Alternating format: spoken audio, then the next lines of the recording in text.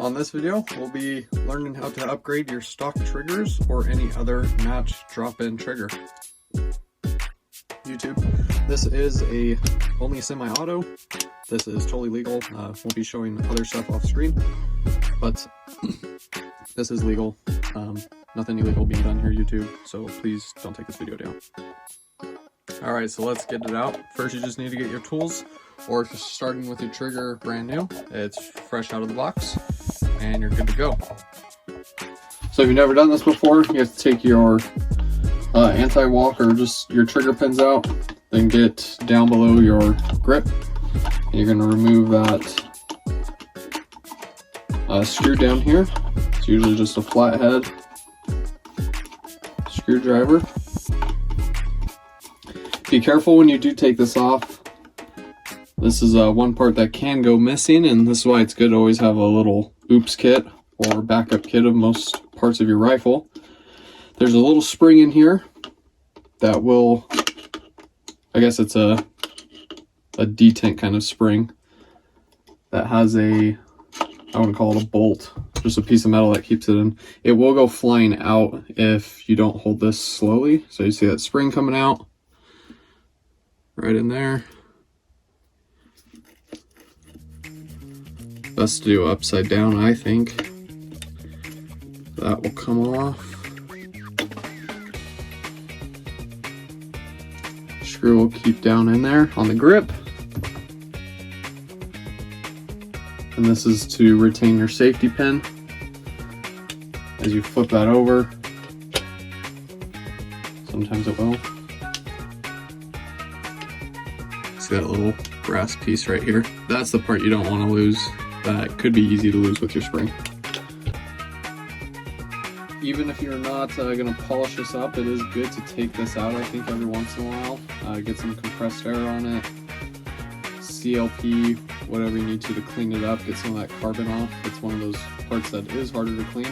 And it's nice because these come out instead of having to take your whole springs and everything. That will stay put.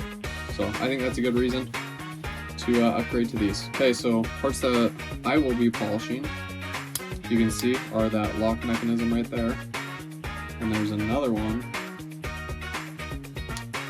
and that's canted forward right here. We're going to polish that up. There's one at the very front I can't get to because this is all pretty much one piece. I don't know. I'm sure you can tear this apart if you want to. I do not want to, so we'll just do a quick little polish job on it. So had some grease on there. We'll get it all dried off and ready to polish.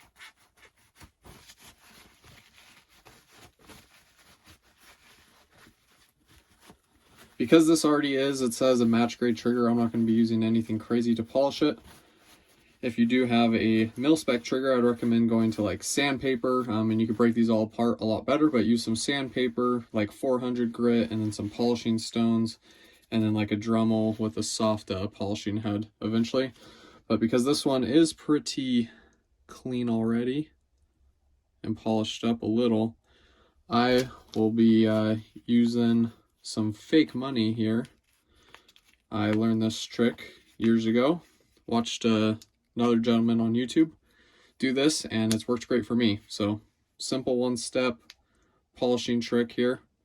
Be careful not to take any round edges off. You just want to keep everything square, like right in here. Keep that square as you give it a quick little polish. Hit the top and the bottom.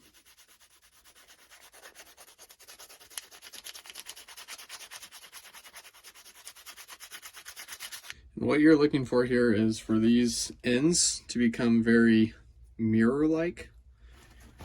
You can see there's some like shavings on there, but the inside of that silver off that reflection is very clean. And that's all you're looking to clean up. I think this is a good way to do it also, because you don't have heavy grit sandpaper or anything that's going to ruin these, your edges especially. All you're doing here is, this isn't coarse enough to be able to really damage or round off some of your edges here. Same thing up there. You can see that's pretty shiny now. That's what you're looking for. That's why even if you have done this, I think it's good just to do it with something like this, because you're just cleaning off some of that grime that builds up. And another important one to do is this whole round part, because when your trigger is traveling back, that's what you're feeling, that creep and grime in there.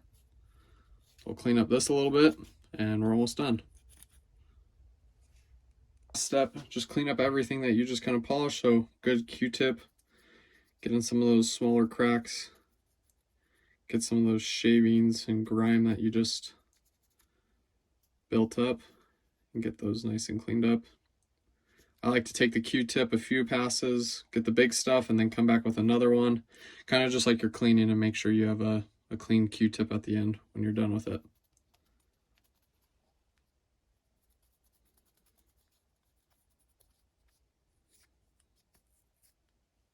Another little part you can get with these that are hard to get apart is this face right here.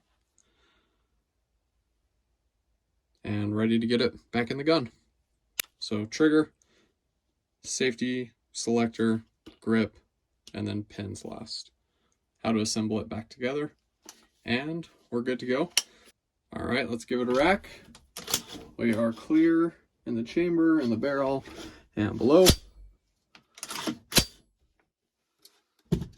Okay, so this is a single stage trigger, so there is very little take up in it. Let's test it out. I would say it's a little bit crisper. I don't notice a big difference in weight or anything. This is where it is hard to get some of the grime out. A little grimy there on the take back.